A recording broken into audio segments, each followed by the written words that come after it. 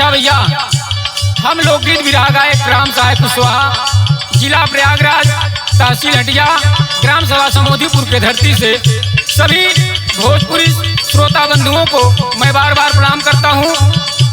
आज आवारा recording studio Mumbai आप सबके आशीर्वाद से गाने का अवसर मिला और हमारे साथी कलाकार हमारा साथ दे रहे हैं। अगर गीत पसंद आए तो आप लोग लाइक सब्सक्राइब करेंगे, अपने छोटे भाई को प्यार दुलार देंगे।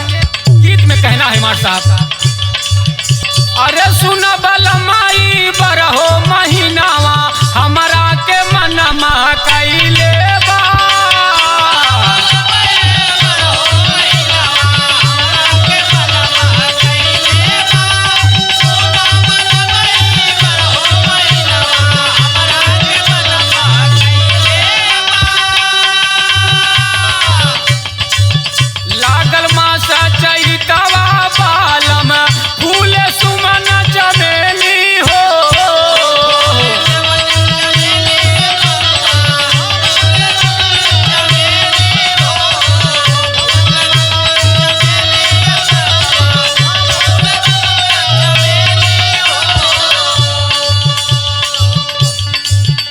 सखवा में पिया के संगवा सुती है नाई नवेली हो।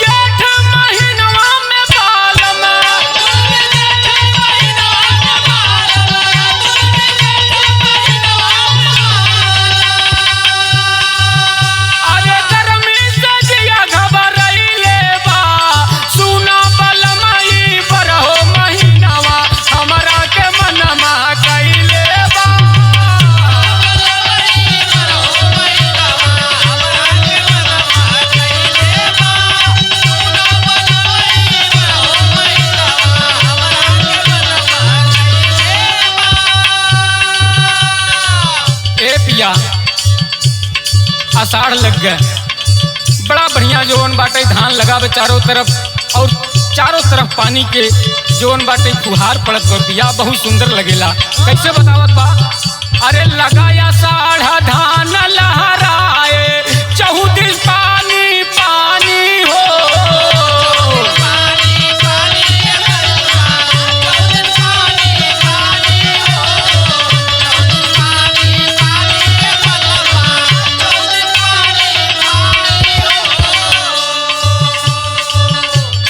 समय सुहावन लागे झूले राजा रानी हो।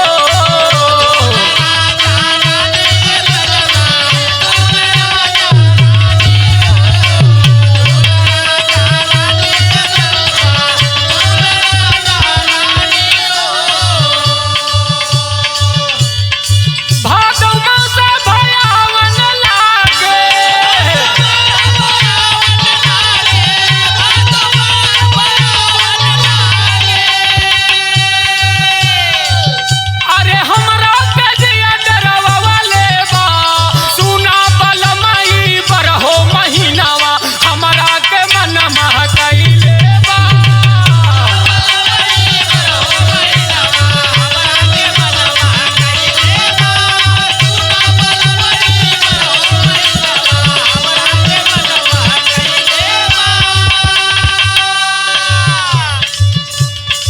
आगे वो दुल्हन बता रही है कि पिया बहुत सुंदर जो है कुआर का महीना भी होता है पिया।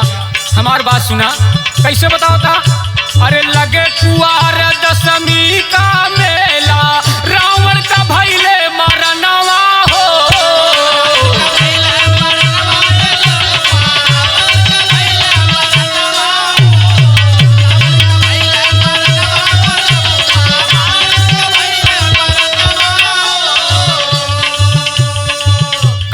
में श्री राम जी आए चहुदिस जाले दिया नवा हो।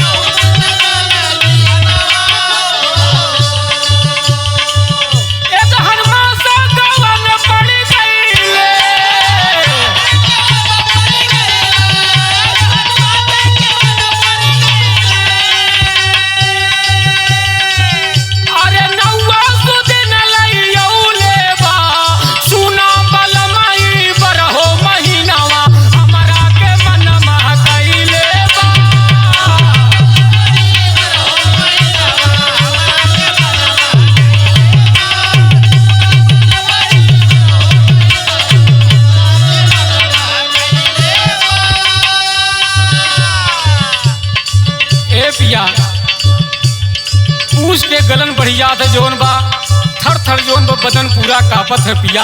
हमार बात सुना बतावत हो लागे पूसा गलन बढ़ी गईले थर थर कापे बदनवा हो।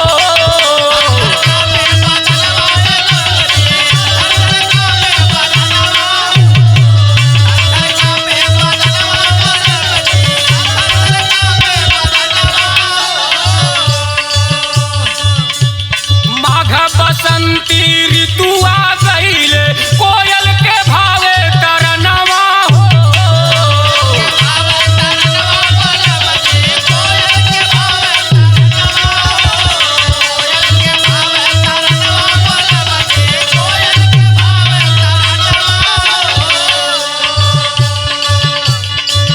फागुन में दीपक सूरज आकाश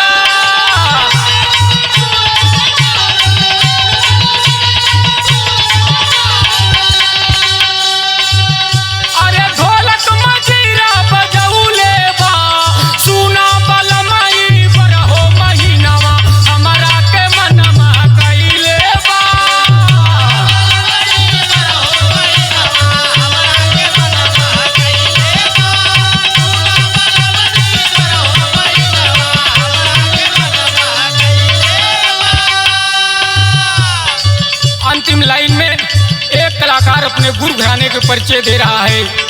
कहता है इसी धरती पे बड़ी बड़ी हस्तियां आई और इसी धरती से होकर के चली गई बाबूजी। कहना बा राजा राम आधार गुरु भूलुरा स्वर्ग में कैले पयनवा हो।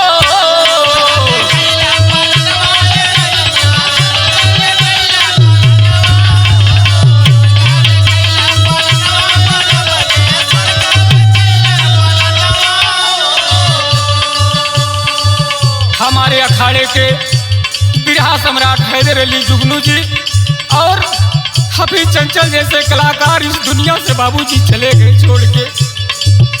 हैदर